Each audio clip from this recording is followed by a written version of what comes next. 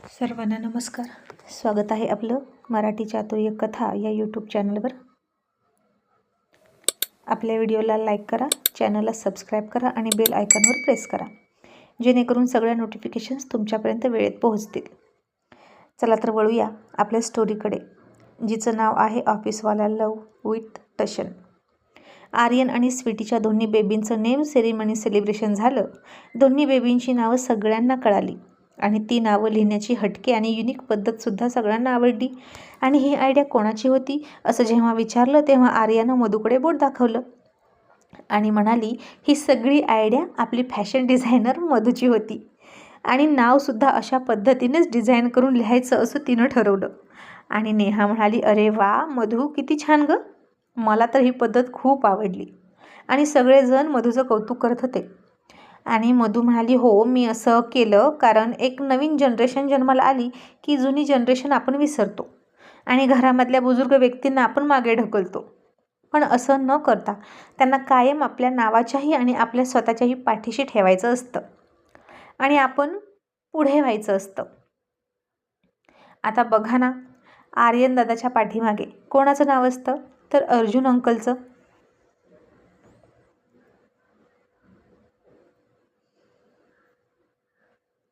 आणि प्रत्येक ठिकाणी अर्जुन अंकल त्याच्या पाठीमागे उभे असतात खंबीरपणे. आणि आता जेव्हा आर्यन दादाचे बेबी आले तेव्हा त्यांच्या पाठीमागे कोण उभा असणार तर आर्यन दादा. आणि आर्यन दादाच्या पाठीमागे कोण खंबीरपणे उभा असेल तर अर्जुन अंकल. आणि जिने आपल्याला या जगात खूप हाल कष्ट सोसून आणलं त्या आईचं नाव तर समोर हवंच. आणि सगळ्यांच्या पाठीमागे कोण तर खंबीर पुरुष.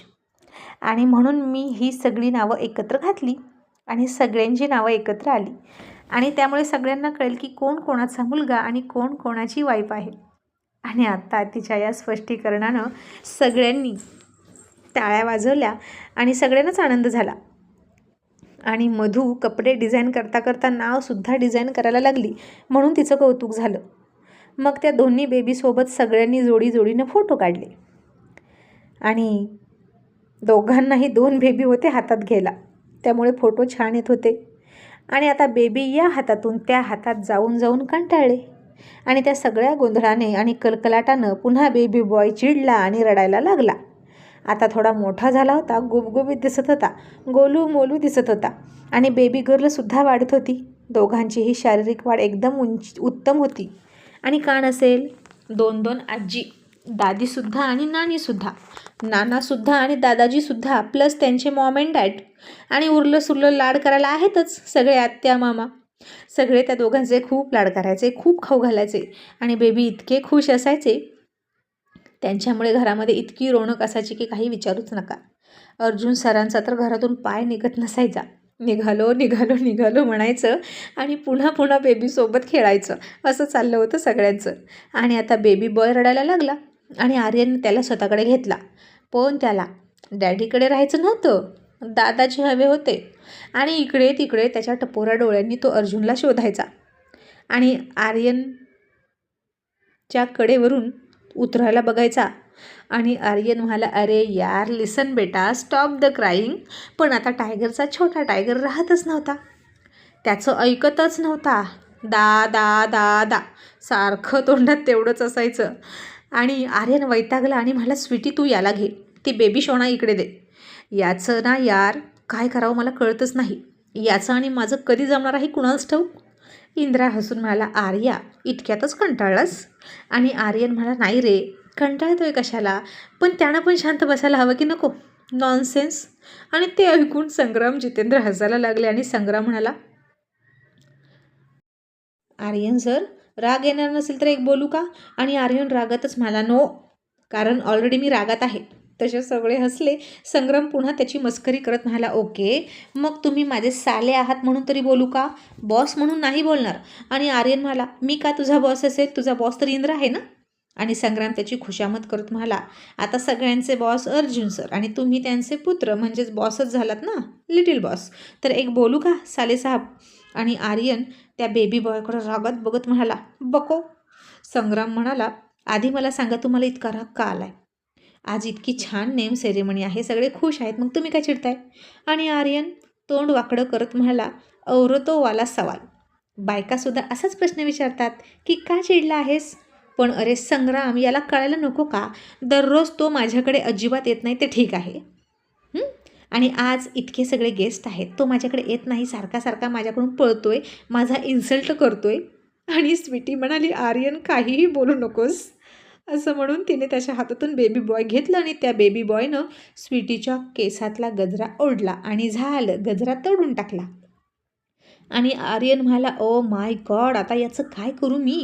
असं म्हणून तो रागाला गेला. आणि स्वीटी म्हणाली, आर्यन इतका चिडू नको, छोटासा बेबी आहे तो. आणि आर्यन म्हणाला, काय चिडू नको, त्यानं तुझा गजरा ओढला, किती छान दिसत होतीस तू, आणि जेव्हापासून तयार झालीस तेव्हापासून इथेच आलीस, मला एक किस पण नाही घेता आला. असं म्हणून आर्यन थोडा चरपडत होता. आणि स्वीटी हसली आणि म्हणाली, गप्प बस, इतके गेस्ट आहेत आणि तुला हे सगळं सुचतं का?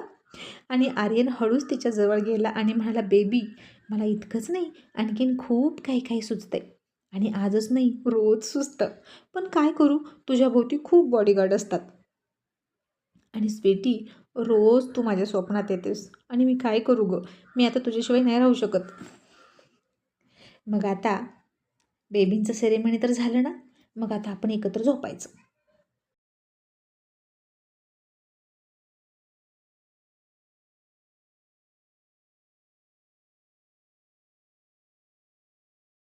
आणि याच्या मनात सारखं सारखं असलंच म्हणून स्वीटीनं कपाळावर हात मारला. तसे बेबी बॉयने तिच्या हातावर हात मारला आणि त्याचं नख स्वीटीला लागलं आणि तिचा गोरा गोरा हातावर लगेच रक्ताळल्यासारखं झालं. आर्यन आणखीन भडकला आणि म्हणाला, इकडे आण त्याला, आण इकडे. असं म्हणून त्याला घेतलं आणि अर्जुन कुठे आहे ते शोधलं आणि म्हणाला, चल तुला तुझ्या दादाजीकडे सोडतो. आणि जिथं अर्जुन सगळ्यांसोबत गप्पा मारत होता तिथं येऊन आर्यन म्हणाला, डॅड याला घ्या, हा खूप त्रास देतोय. आणि त्या बेबी बॉयने लगेच अर्जुनकडे झेप घेतली आणि हसायला लागला. आणि अर्जुन म्हणाला, आता काय त्रास दिला, किती क्यूट आहे माझा प्रिन्स. आणि आर्यन म्हणाला, क्यूट नाही, हॉरर आहे. तुमच्या प्रिन्सनं स्वीटीला पंजा मारला. आणि इकडे स्वीटीनं पुन्हा डोक्यावर हात मारला आणि म्हणाली, कसं होणार याचं, मला तर आत्ताच टेन्शन येते, प्रिन्स आणि आर्यनचं जमेल की नाही. आणि मुळात खरं हे आहे की आर्यनमध्ये ना पेशन्सच नाहीत लहान मुलांना खेळवण्याचे आणि सहन करण्याचे. आणि इंद्रा म्हणाला, मी सांगू का स्वीटी, ॲक्च्युली अजून आर्या मोठा झालाच नाही, तो स्वतःच अजून स्वतःला लहान समजतोय, त्यामुळे या लहान बेबीसोबत त्याचं जमत नाही. आणि संग्राम म्हणाला, ते तर आहेच, पण आणखीन एक गोष्ट अशी आहे जी आर्यन सरांना बेचैन करते, कारण त्यांची रातो की नींद हराम झाली आहे. रात्री त्यांना झोप लागत नाही, ते शांत नसतात आणि ते त्यांच्या जानेमनसाठी तरसत आहेत. तशी स्वीटी थोडी लाजली आणि तिथून निघूनच गेली आणि सगळे हसायला लागले. आणि आता जसं हे सगळ्यांना कळलं तसं प्रत्येकजण आर्यनलाच चिडवायला लागला. त्या दोघांना आता हनीमूनवरून चिडवत होते. मग उशिरा का होईना पण तिथं ऋषीची ही एंट्री झाली आणि ऋषी त्या दोघांचं कॉंग्रॅच्युलेशन करण्यासाठी गेला. आणि बेबीसाठी परीनं दिलेलं गिफ्टसुद्धा तो देत होता. आणि आर्यन त्याला अडवत म्हणाला, stop S P sir, this is not fair, ही काय वेळ आहे येण्याची. आणि ऋषी म्हणाला, सॉरी, पण ड्युटीवरच होतो आणि इथे नव्हतो, नॉर्थ इंडियामध्ये होतो. आणि पिहू म्हणाली, म्हणजे पुन्हा एकदा सिक्रेट मिशन ना. ऋषी म्हणाला, हो, आणि आत्ताही ड्युटीवरच होतो, आणि तसाच युनिफॉर्मवर आलो असतो तर मिस्टर आर्यन तुमचे बेबी मला घाबरले असते, म्हणून नॉर्मल कपडे घालून आलो आहे, त्यांचा अंकल म्हणून, नॉट एस पी ऑफिसर. आणि आर्यन म्हणाला, ओके ओके, आय अंडरस्टँड, या बसा, हॅव अ सीट. असं म्हणून तो ऋषीच्या गळ्यात पडला. दोघांचीही गळापेट झाली. परी आलीच नव्हती, तिचं बेबी लहान होतं म्हणून. मग आता हळूहळू सगळे गेस्ट डिनर करून निघून जात होते. आणि मग वेटरला सांगून खूप मोठा टेबल एकाला एक जोडून अरेंजमेंट केली आणि सगळे उरले सुरलेले फॅमिली मेंबर्स डिनरसाठी बसले. पण आता हे दोन बेबी कोणी सांभाळायचे. आणि आर्यन म्हणाला, मॉम डॅड, तुम्ही एक काम करा ना, तुम्ही सगळे डिनर करा आणि त्यानंतर मी आणि स्वीटी डिनर करतो. आणि मधू म्हणाली, हां आर्यन ब्रो, तुला स्वीटी दी सोबत कॅन्डल लाईट डिनर करायचं आहे का. आणि आर्यन तिला डोळा मारत म्हणाला, ॲक्च्युली हो. अगं किती दिवस झालं असली लाईफच जगली नाही. मधू, काही विचारूच नको की मी किती वैतागलो या नॉर्मल आणि पिंजऱ्यातल्या लाईफला. आणि मधू म्हणाली, असं का, तू तर रोज बाहेर जातो की, तुझे फ्रेंड्स आहेत त्यांची वेडिंग अटेंड करतो, त्यांच्या बर्थडेला जातो, ॲनिव्हर्सरीला जातो, तू कुठे पिंजऱ्यात आहेस. आणि तो म्हणाला, अगं मी नाही गो स्वीटी, बघ बेबींना 6 महिने झाले, त्याआधी 9 महिने, जवळजवळ 1.5 वर्ष होत आलं, ती कुठेच बाहेर नाही गेली. आम्ही सगळ्यांनी कॅन्डल लाईट डिनर आम्ही दोघांनी खूप दिवस झालं कॅन्डल लाईट डिनर केलाच नाही. एखाद्या हिल स्टेशनला गेलो नाही, पावसात भिजलो नाही. काय हे इतके लिमिटेशन्स असतात का? आणि अस्मिता म्हणाली, असतात, लिमिटेशन्स असतात डार्लिंग.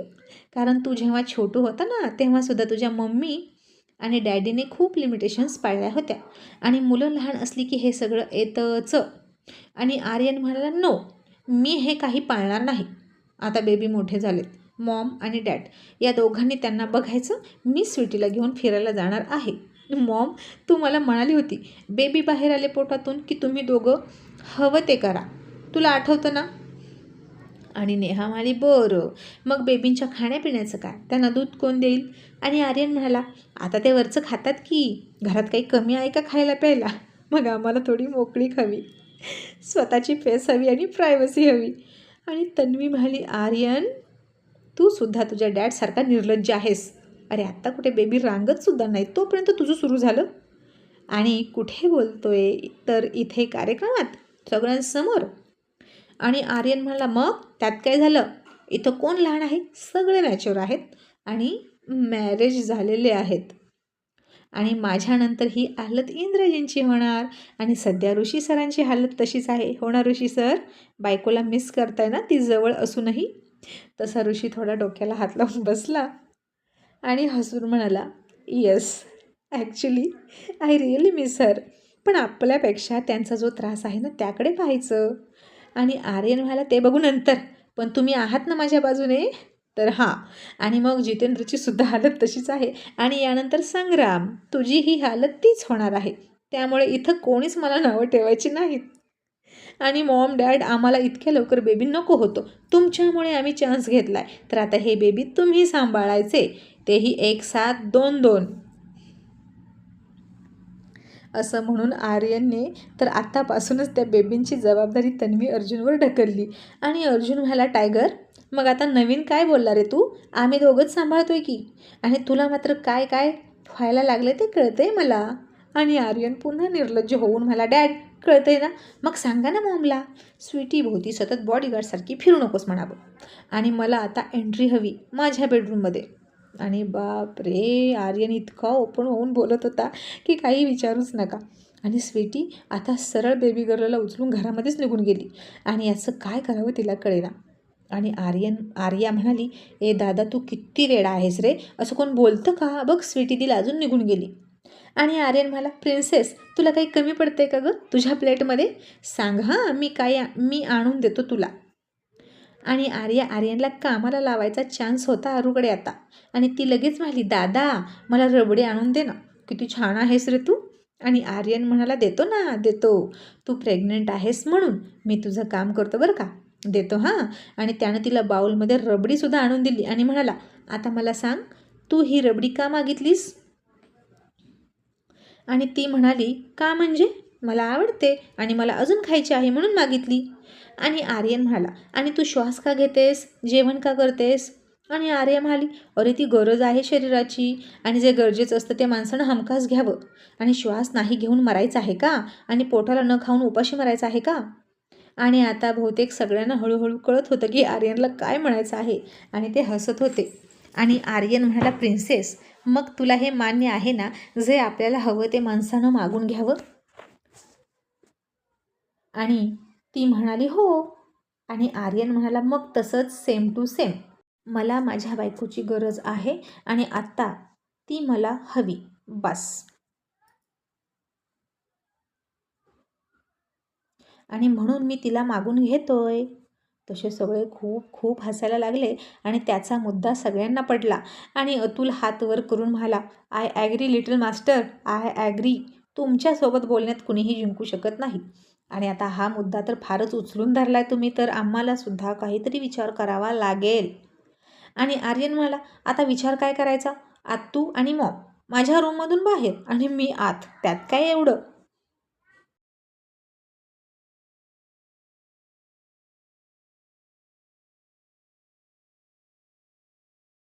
आणि रिया म्हणाली, हां, आम्ही बाहेर आणि तू आत. आणि दोन्ही बेबी ते कुठे राहतील? आणि त्यांची मॉम कुठे थांबेल? आणि आर्यन म्हणाला, आता बेबी आमच्यासोबत थांबतील. आणि विवेक म्हणाला, पण आर्यन, बेबी रात्री रडायला लागतील तर तू सपोर्ट करशील का स्वीटीला? आणि तन्वी म्हणाली, कशाचा सपोर्ट करतोय, अजिबात सपोर्ट करणार नाही. बेबीचे आवाज ऐकू आले ना रडण्याचे तर उशी कानावर ठेवतो. त्याला ना फक्त त्याची बायको हवी, बेबी नको. आणि आर्यन म्हणाला, मग मी काय करू? अभी मेरे खेळणे कूदने के दिन हे. आणि त्याच वयात तुम्ही मला डॅड करून टाकला. काही गरज होती का इतक्या लवकर चान्स घेण्याची? आणि आता तुम्ही काय असेल तो निर्णय घ्या, असं तो म्हणाला आणि स्वीटीच्या पाठीमागं निघून गेला.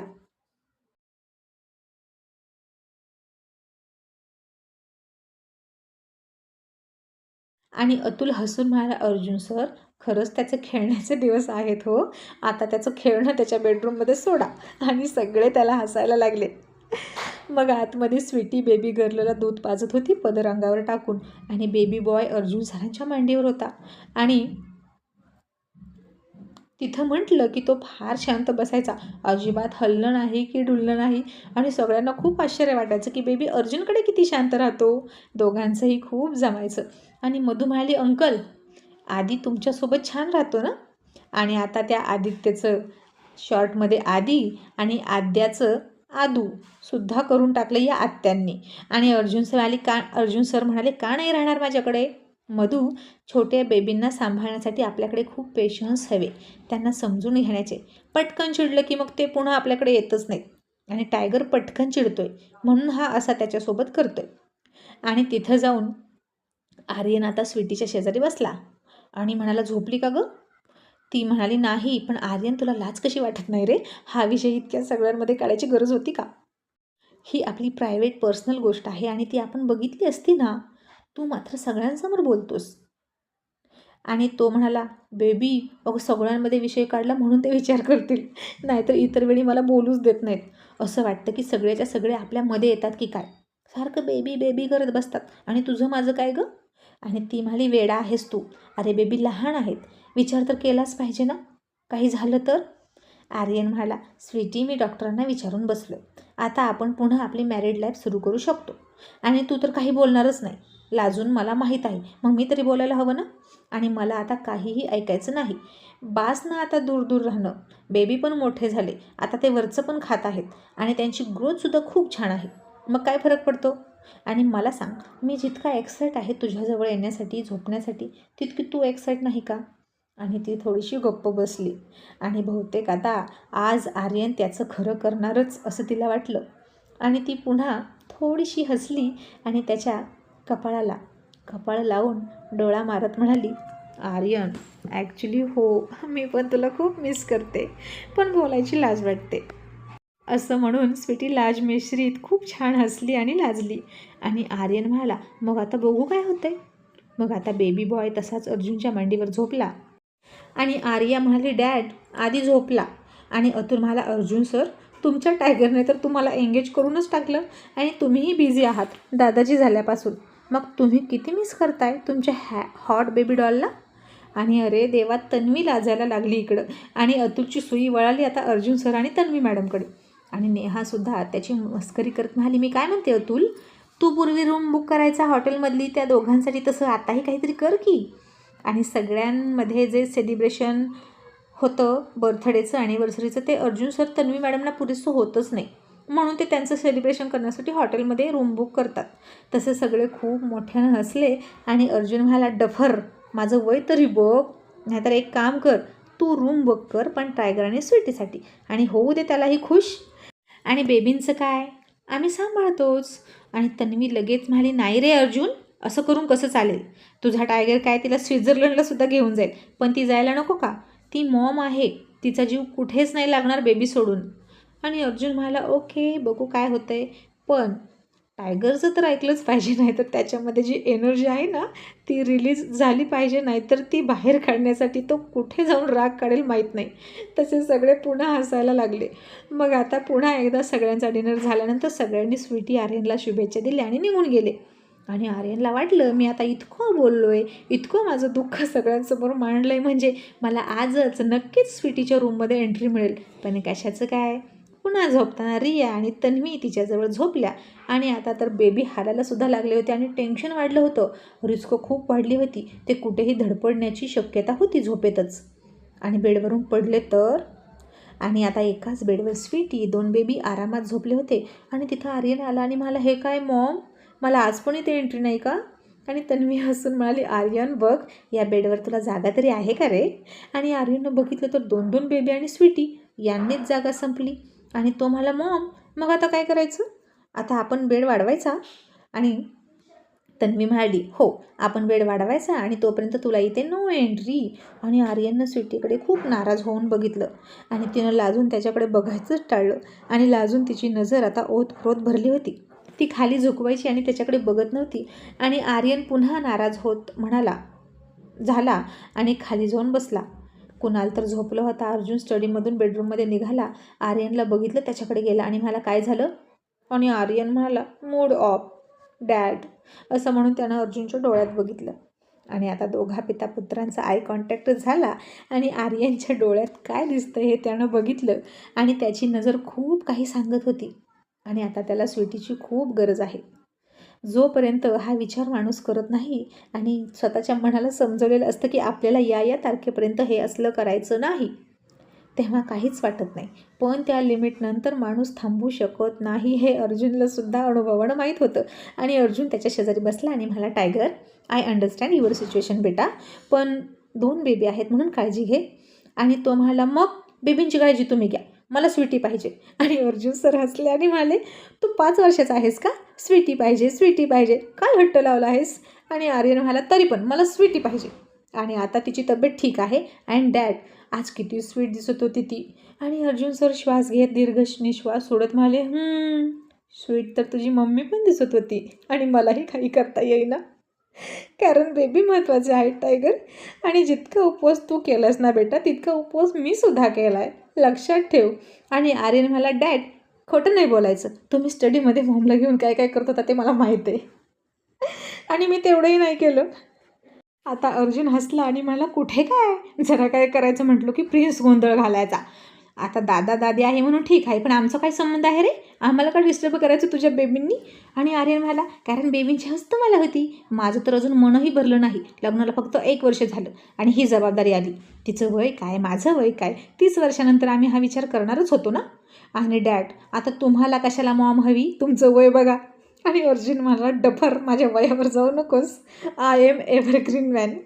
आणि आता आर्यन खालीच बसला आणि अर्जुनच्या पाय चेपत म्हणाला, डॅड ऐका ना, एक फेवर करा ना माझ्यावर, मी तुमच्याकडे काहीतरी मागू का?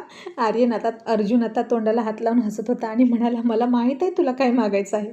आणि आर्यन म्हणाला, काय मागायचं आहे सांगा बरं, तुम्हाला कळलं आहे का? आणि अर्जुन म्हणाला, तुझ्या डोळ्यात बघूनच मला मगाशी कळलं की तुला सुद्धा स्टडी रूम हवी आहे रिकामी.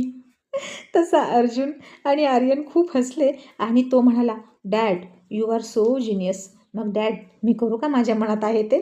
आणि अर्जुन म्हणाला, आता मी तुला कसं थांबवू शकतो, तुझ्या मनात आहे ते कर. आणि आर्यन म्हणाला, तुम्ही मला नाही थांबवू शकत, पण तुमची भाची, ती घाबरते ना, ती तुमच्या आणि मॉमच्या परमिशनशिवाय काहीही करणार नाही.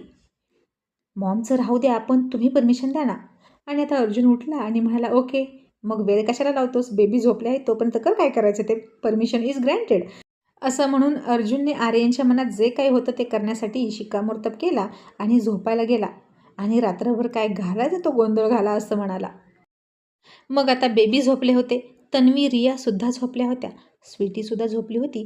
आणि आर्यनच्या डोळ्यासमोरून आज दिवसभर सुंदर दिसणारी स्वीटी काही हलत नव्हती. त्या हिरव्या बांगड्या, ती मेहंदी, ते गजरे आणि लाल कुंकू लावलेली गोड गोड स्वीटी खूप मस्त दिसत होती. आणि तिचीही इच्छा आहेच, तर आता थांबायचंच नाही, असं म्हणून त्यानं तिला हळूच एक रिंग दिली, मेसेजही केले. आणि तू बेडरूमच्या बाहेर ये असं म्हणाला. आता बेबी झाल्यापासून स्वीटी फार अलर्ट होती, तिनं पटकन फोन बघितला. आता या आर्यनचं काय आहे असं म्हणून ती उठली आणि थोडीशी बाहेर गेली.